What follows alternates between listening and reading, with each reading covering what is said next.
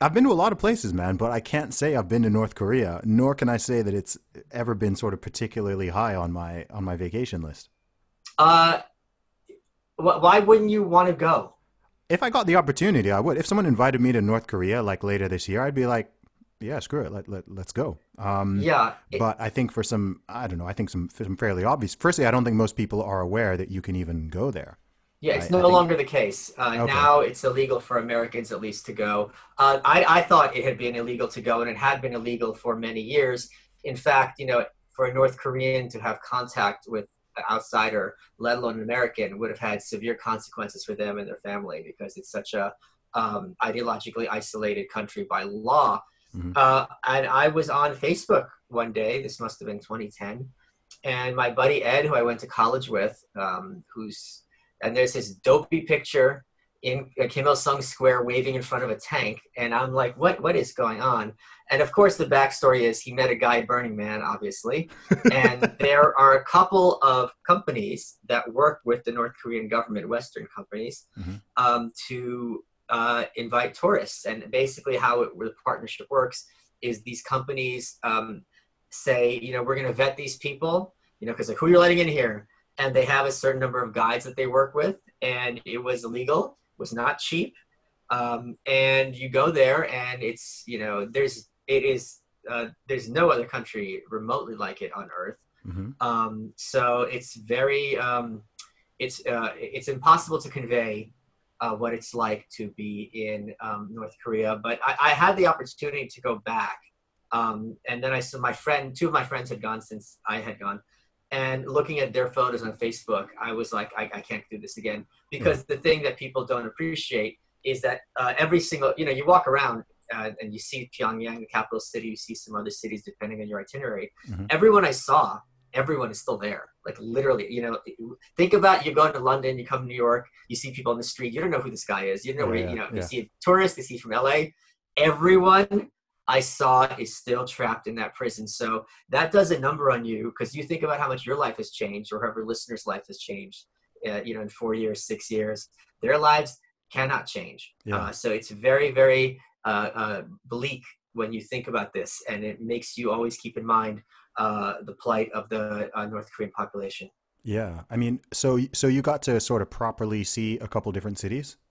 Oh yeah, Yeah. I Okay. mean I mean because after the collapse of the Soviet Union in '89 through '91, North Korea had for decades pitted China and the Soviet Union against each other, and they were, in a literal sense, a welfare state, getting Okay. effectively kickbacks from both countries. When that went away, North Korea, which produces nothing of value, had little to exchange with other countries.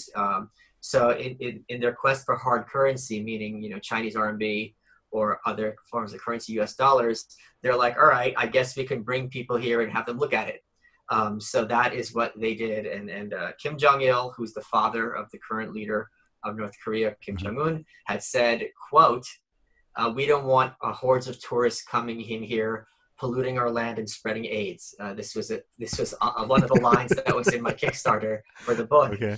So they were very averse to having foreigners, but at a certain point, it's like, all right, we need money desperately, Mm. and that was one. So there is a little bit of an ethical dilemma because when you are going there, you are giving money directly to this government, which is the most evil government on earth, which is responsible for the genocide of millions of people during the '90s through famine.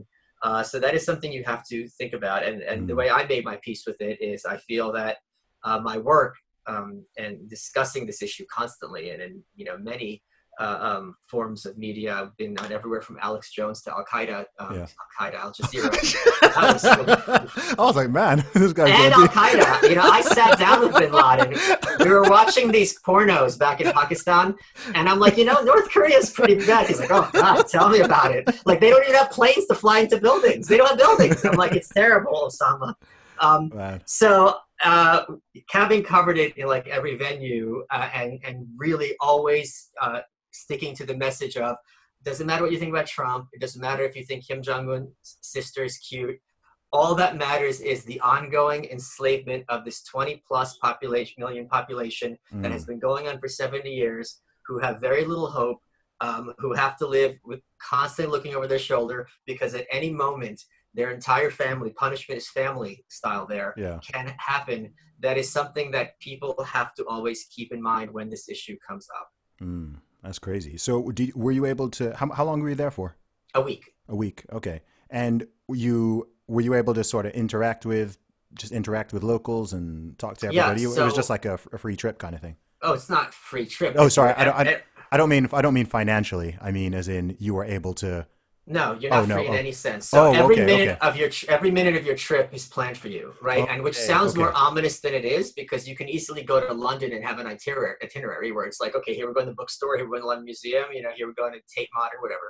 Yeah. So that sounds more ominous than it is. But and you always do have your guides with you, but the guides aren't as because these tourist companies get to pick their guides. The guides tend to be much more open-minded. Plus, when you live in Pyongyang, to live in Pyongyang, the capital city, you can step foot there. They don't have internal migration. You have to have permission to move from city to city in Oh North Korea. wow. Okay. And you have to have a family with a good family background, meaning loyalty to the government, to live in Pyongyang proper. They very much consider themselves kind of cosmopolitan urbanites, kind of like London and New Yorkers, the snobbery. Hmm. But at the same time, I was born in Russia, Hmm. and I'm very aware of how people perceive Americans, right? Like obnoxious loudmouths. So I used this to my advantage. So everyone I saw in the street, I got in their face and I waved at them Yeah. because I knew their reaction would be visceral and therefore sincere, right? Hmm. If someone gets in your face, you're going to you're not going to have time to really think of what reaction. And the thing that's very disturbing about the North Korean population is they're really normal. So the Okay. grandmothers had their granddaughters and they're doting over them. And then the teenage kids, boys with their Adidas tracksuits with the sneer on their face, rolling their eyes at you, Yeah. and the girls giggling across the street.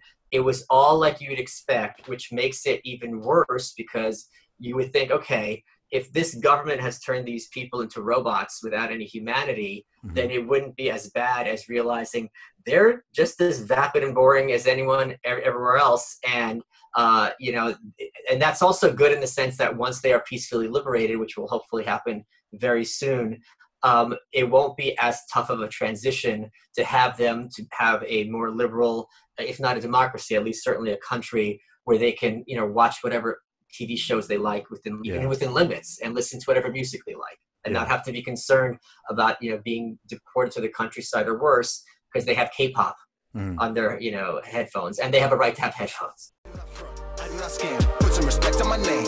Sick like Cobain, clicking a band.